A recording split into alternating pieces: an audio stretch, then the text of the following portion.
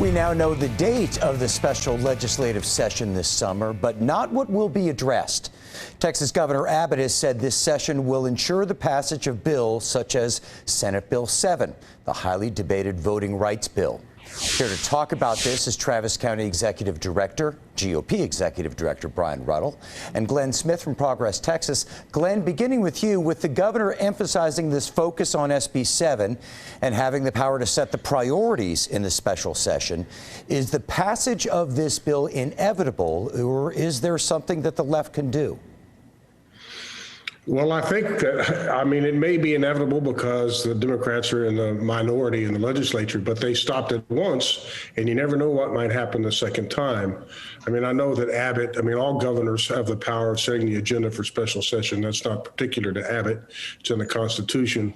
But I think Abbott misstepped greatly when he vetoed the budget for an entire branch of government, the legislature, unless they do what he wants. That act, that threat, that bribe or promise of a bribe is going to complicate what happens during the session itself. And so I think the outcome is really somewhat uncertain, largely because of Abbott's own unconstitutional misstep. Brian, what do you think the chances are of an SB 7 or something like it passing?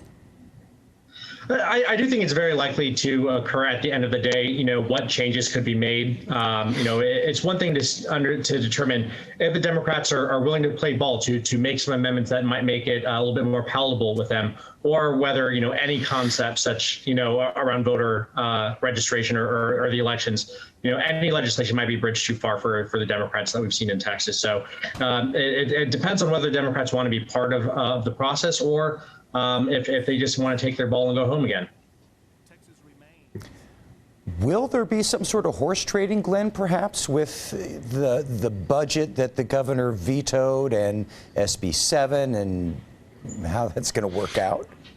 No, Brian's right, and I think Democrats are more than willing to come to the table. They were shut out of the negotiation room last time. It wasn't that they didn't want to negotiate on SB 7. They were thrown out of the meeting. They weren't allowed to. At the House committee, they even tried to stop members from speaking. That's how they slammed the door on them. I think Democrats are willing to negotiate changes to how we conduct elections, certainly, and I think they'll be at the table to do just that. But it's got to be a fair and open table, and not one of these closed doors surprise you at the last minute with draconian attacks on voting rights.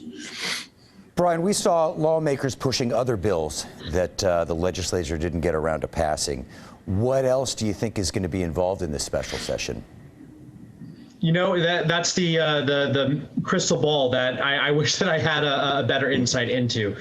Special sessions are very unique. It really comes down to what Governor Abbott's priorities are. And look, election integrity, that was a focus of his that he wanted to see accomplished during the regular session. Obviously, he wants to make sure that passes. But we have a lot of work to go forward with. And we're going to have a redistricting coming up. So it really depends, how much time this election integrity bill is going to take, how much political capital Republicans and Democrats are willing to put on the table. And a lot of those are some of those internal negotiations, some of the horse trading, as you'd like to say, going on right now. It's just impossible to really determine at this moment.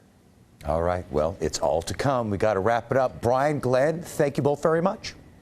No, thank you. Thank you.